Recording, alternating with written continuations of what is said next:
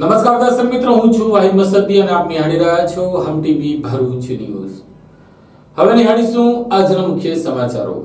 અંકલેશ્વરના અંસાર માર્કેટ અને નોબેલ માર્કેટમાં પોલીસ વિભાગે સ્પેશિયલ કોમ્બિંગ ડ્રાઈવ અંતર્ગત જાહેરનામાના ભંગમાં અસંખ્ય કેસો કરવામાં આવતા ભંગારીયાઓમાં ફફડાટ જોવા મળ્યો છે।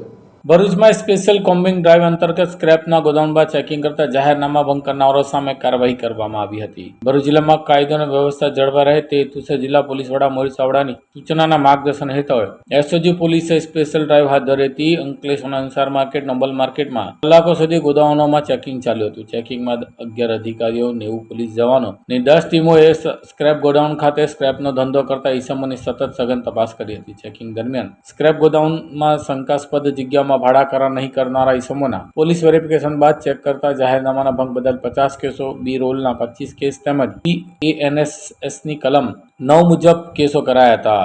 ચેકિંગમાં એલસીબી, અંકલેશ્વરની તમામ division police staff, Panoli police staff પણ જોડાયો હતો। ઝઘડિયા તાલુકાના ગામોમાં ઠેર ઠેર રેતીનો સ્ટોક કરવામાં આવી રહ્યો છે, તો એમાં કેટલાક સ્ટોક ગેરકાયદેસર હોવાની બૂમ ઉઠવા પામી છે। ભરૂચ જિલ્લાના ઝઘડિયા તાલુકામાં ઠેર ઠેર રેતીનો સ્ટોક કરેલા ઢગલાઓનો પાછળ કેટલાય સમયથી જાણે હરાફડો ફાટ્યો છે। ઉમરલાથી રાજપાડી રોડ નજીક વિસ્તારમાં અન્ય ગ્રામો નજીક ઠેર ઠેર મહાકાય રેતીના ઢગલા જોવા મળી રહ્યા છે। સામાન્ય રીતે રેતીનો સ્ટોક કરવાની જગ્યાએ ખેતી સિવાયનો ઉપયોગ અને એને કરેલો હોવો જોઈએ, ઉપરાંત જથ્થો રાખનાર જેટલા સ્ટોક રાખવાનો હોય છે તેની લગતી જરૂરી પરવાનગી મેળવવાની હોય છે, પરંતુ આ નિયમોની કેટલાક સ્ટોક ધારકો દ્વારા ધરાર અવગણના કરાતી હોવાની વ્યાપક બૂમ ઉઠવા પામી છે। પરંતુ ઘીના ઠામમાં ઘી પડી રહ્યું હોય એમ બધું રાબેતા મુજબ બે રોકટોક ચાલી રહી છે। તાલુકાના મોટાભાગના ઉમરલા, રાજપાડી વિસ્તારમાં ઘણા રેતીના મહાકાય ઢગલા ઉભા છે। ઉપરાંત વિસ્તારમાં ગ્રામ્યો પર અસંખ્ય રેતીના ઢગલા જોવા મળે છે। લાંબા સમયથી રેતીના ઢગલાનું વિશાળ માર્કેટ તાલુકાના અસ્તિત્વમાં આવ્યું છે, ત્યારે સવાલ થાય છે કે આ બધા ઢગલા કાયદેસર છે અને એને કરેલી જમીનમાં ખડકાયા છે કે પછી લોલોલમ જેવી પરિસ્થિતિ છે। ઉપરાંત રેતીના કેટલોક સ્ટોક કરવાનો છે તેની લગતી પરવાનગી જરૂરી છે, પરંતુ આમાં પણ સરેઆમ નિયમોનો ભંગ થતો હોવાની લોક ચર્ચા ઉઠી રહી છે। રેતીનો સ્ટોક ત્યાં કરાય હોય તેની જાણ જે તે ગ્રામ પંચાયતને કરાય છે ખરી કે પછી જાણ કરવાનું જરૂરી લાગતું નથી। ઉલ્લેખનીય છે કે આપણા વહીવટી માળખામાં ગ્રામ પંચાયત લોકોમાં પ્રથમ સંપર્કમાં ગણાય છે, ત્યારે જે તે ગ્રામ પંચાયતે પોતાના વિસ્તારમાં થતી આવી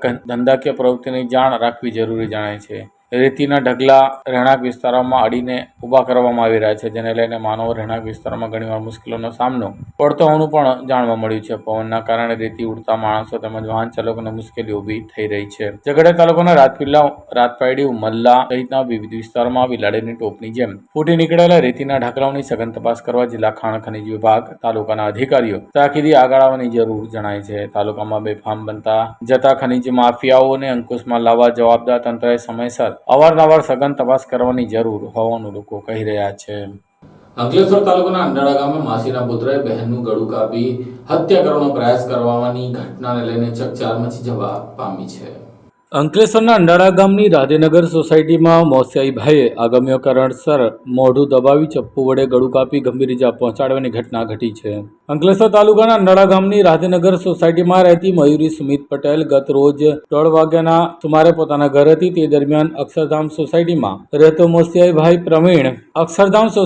રહેતો મોસિયાઈભાઈ પ્રવીણ રાજારામ પટેલ બહેનના ઘરે આવ્યો હતો અને જમીને જતો રહ્યો હતો। ત્યારબાદ ફરી પાકીટ શોધવાના વાહને ઘરમાં પ્રવેશ કર્યો હતો અને મયુરબેનનું મોઢું દબાવી ગળા ઉપર ચપ્પુ ફેરવી ગંભીર ઇજા પહોંચાડી હતી। ઇજાઓને પગલે ઇજાગ્રસ્તને તાત્કાલિક સારવાર અર્થે હોસ્પિટલમાં ખસેડવામાં આવી હતી। આ બનાવ અંગે બી ડિવિઝન પોલીસે ગુનો નોંધી આગળની વધુ તપાસ હાથ ધરી છે। અંકલેશ્વરના ગુંજ સોશિયલ ગ્રુપ દ્વારા 9મા સમૂહ લગ્નમાં 51 નવદંપતીએ પ્રભુતાના પગલા ભર્યા હતા। અંકલેશ્વર ગુંજ સોશિયલ ગ્રુપ દ્વારા 9મા સમૂહ લગ્નોત્સવના 16 સંસ્કારોથી અલંકિત થઈ 51 નવદંપતીએ પ્રભુતાના પગલા ભર્યા હતા। અંકલેશ્વરના ગુંજ સોશિયલ ગ્રુપ તરફથી સતત 9મા વર્ષે પણ સર્વજ્ઞાતિ સમૂહ લગ્ન મહોત્સવનું આયોજન કરવામાં આવ્યું હતું। નવી દિલ્હીમાં આવેલા ગુપ્તા ફાર્મના ગ્રાઉન્ડ ખાતે આયોજિત સમૂહ લગ્નમાં 51 નિગોલોએ પ્રભુતાના પગલા માંડ્યા હતા। 51 વરરાજાનો વરઘોડો જીનવાલા સ્કૂલ ખાતેથી નીકળ્યા હતા। આ વરઘોડો શહેરના મુખ્ય માર્ગ પરથી પસાર થતા લોકોમાં આકર્ષણનું કેન્દ્ર જમાવ્યું હતું। લગ્નગંથી જોડાવા જઈ રહેલા દીકરીઓએ 16 સંસ્કારથી અલંકિત કરી સમર્પણ, સમજણ અને સેવાનું ભાતું આપી વિદાય આપવામાં આવી હતી। આ પ્રસંગે રામકુંડના મહંત ગંગાદાસ બાપુ, ગુંજ સોશિયલ ગ્રુપના પ્રમુખ સુધીર ગુપ્તા, પ્રોજેક્ટ ચેરમેન જિગ્નેશ અંડાડિયા અને તેની ટીમ દ્વારા આ ભવ્ય સમારોહને સફળ બનાવવા તનતોડ મહેનત કરી હતી। ગુંજ સોશિયલ ગ્રુપ દ્વારા છેલ્લા 9 વર્ષથી સમૂહ લગ્નનું આયોજન કરવામાં આવે છે, જેમાં આજ રોજ 23/2 રવિવારના દાડે ફરીથી એક વખત 51 દીકરીઓને પરણાવવા જઈ રહ્યા છે. ત્યારે આ વખતની દીકરીઓ માટે અમારા ગુણ સોશિયલ ગ્રુપ દ્વારા એક એવો નિર્ણય લેવામાં આવ્યો કે આ દીકરીઓ માટે આપણે આત્મનિર્ભર કેવી રીતે બની શકાય એના લીધે સિલાઈ મશીનનો આયોજન કરવામાં આવ્યું. 51 સિલાઈ મશીનો આપવાના છે. એ સાથે સાથે એ દીકરીઓને 6 મહિનાની ટ્રેનિંગ આપવાની, એને સર્ટિફિકેટ આપવાનું. એ સર્ટિફિકેટ વતી એ લોકોને 8 લાખ સુધીની લોન મળી શકે પોતે નિર્ભર થવા માટે. તો બહુ અત્યંત ખુશી સાથે જણાવવાનું કે 51 દીકરીઓને અમે જાહેરાત પણ કરી છે. એ લોકોને 6 મહિનાની ટ્રેનિંગ આપ્યા પછી આત્મનિર્ભર બને ને દર વર્ષની જેમ ધૂમધામથી લગ્ન કરાવીએ છે.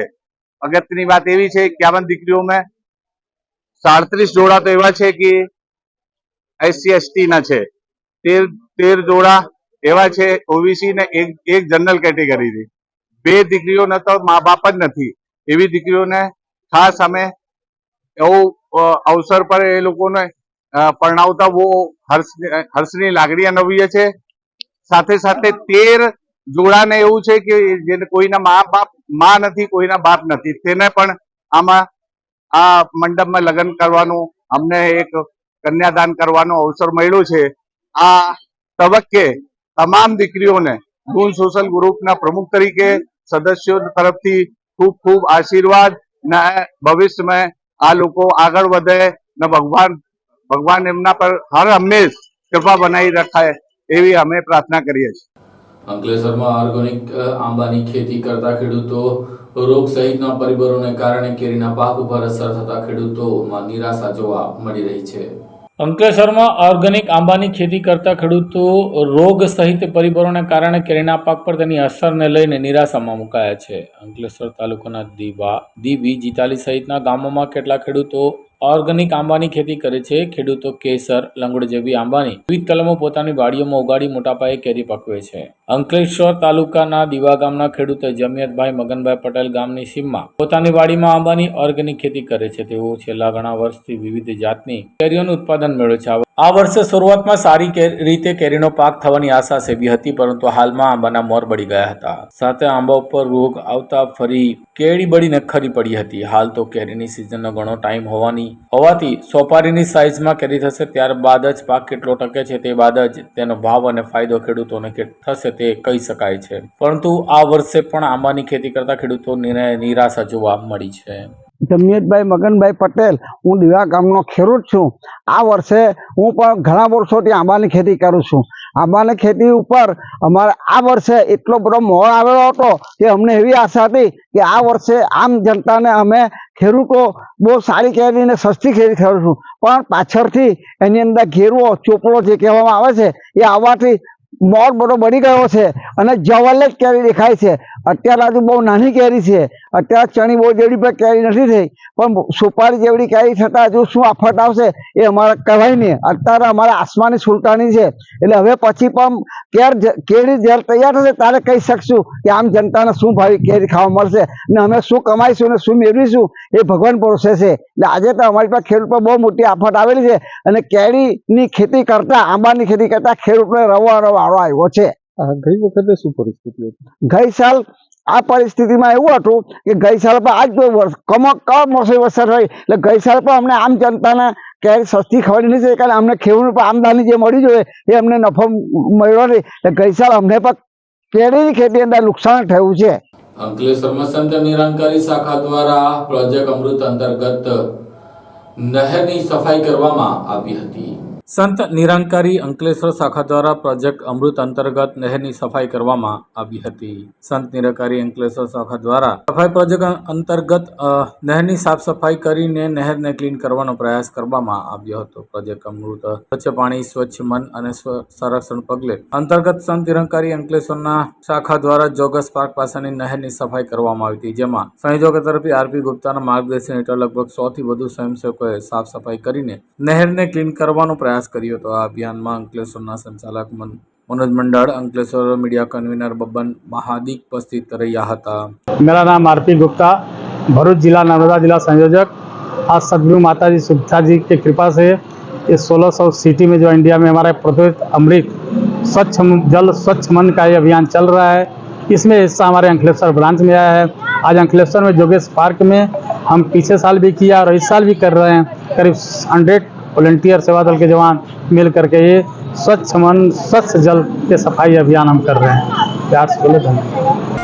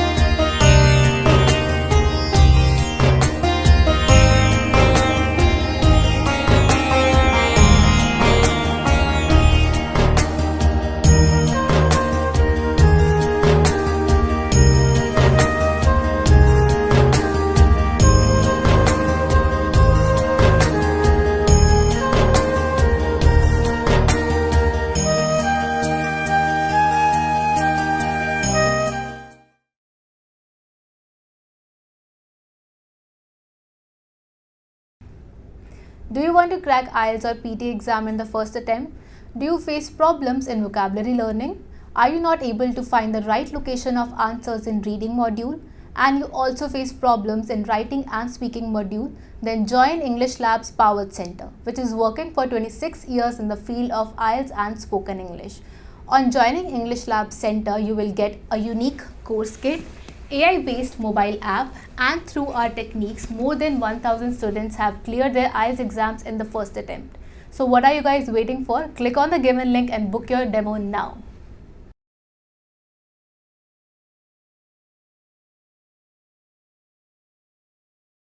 અંકલેશ્વરના ડઢાલ ગામે સામાજિક સંસ્થા થકી ગામને વિકાસ કરનારાના પુત્ર હેલિકોપ્ટરથી આવતા વતનમાં તેનું ગ્રામજનોએ ભવ્ય સ્વાગત કર્યું હતું।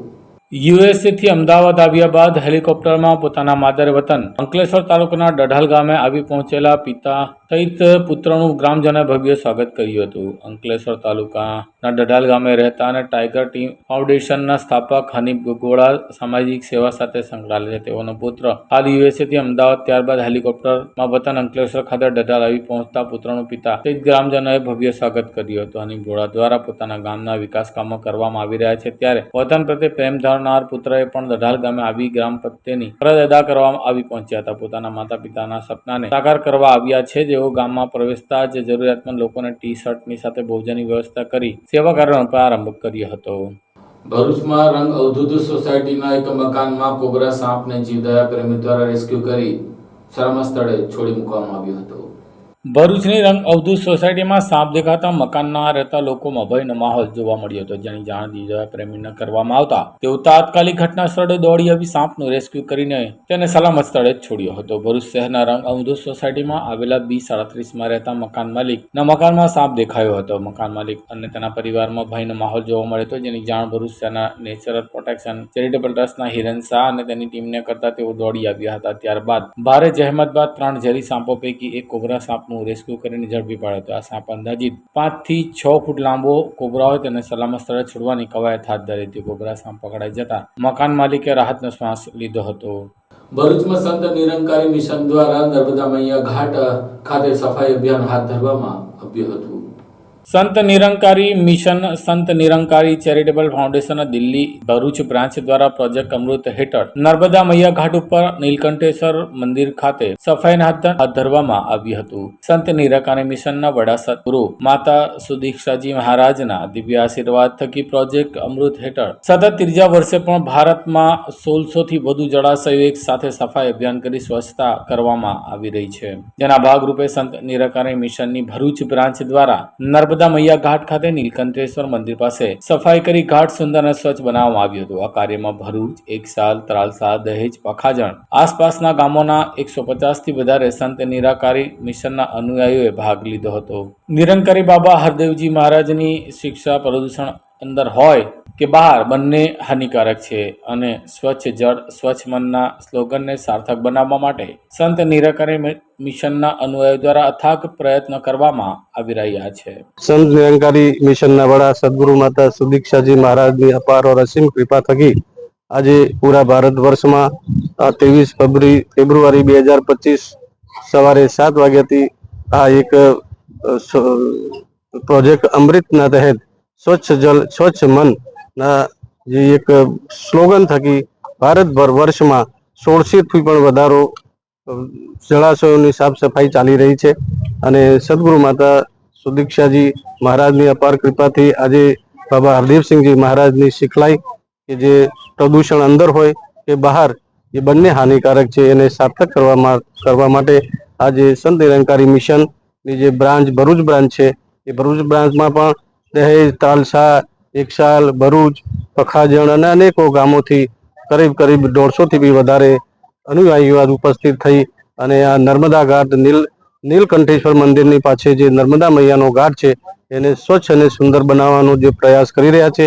આજે સદગુરુ માતાજીના અમે બધા ખૂબ આભારી છે અને દરેક આજે સંત મહાત્મા આવીને આ સુંદર કામ કરી રહ્યા છે અને આજે 10 વાગ્યા સુધી ભારત વર્ષમાં અંદર ઘણા જે જળાશયો છે એને સુંદર બનાવવામાં આવશે. ભરૂચના બોલાવ ગામ ખાતે થનારા વિકાસ કામોનું ખાતમુહૂર્ત ધારાસભ્યના હસ્તે કરવામાં આવ્યું હતું.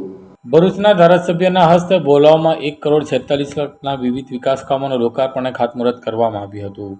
ભરૂચ જિલ્લા પંચાયત વિસ્તારમાં આવેલા ભોલાવ ખાતે ભરૂચના ધારાસભ્ય રમેશભાઈ મિશ્રાના વરદ હસ્તે અંદાજિત 1,46 લાખના ખર્ચે તૈયાર થનારા વિવિધ વિકાસ કાર્યોનું લોકાર્પણ અને ખાતમુહૂર્ત કાર્યક્રમ યોજાયો હતો. ભરૂચ શહેરમાં વિવિધ વિકાસ કાર્યોના આજરોજ આયોજનો થઈ રહ્યા છે. તે અંતર્ગત બોલાવની Narnarayan society common plot, Suryanarayan society તેમજ પાર્થ સોસાયટી કોમન પ્લોટ અને બોલાવ ખાતે અંદાજિત આયોજિત થનારા કાર્યક્રમમાં ગામના આગેવાનો સરપંચે ભાગ લીધો હતો અને ઉપસ્થિત રહ્યા હતા.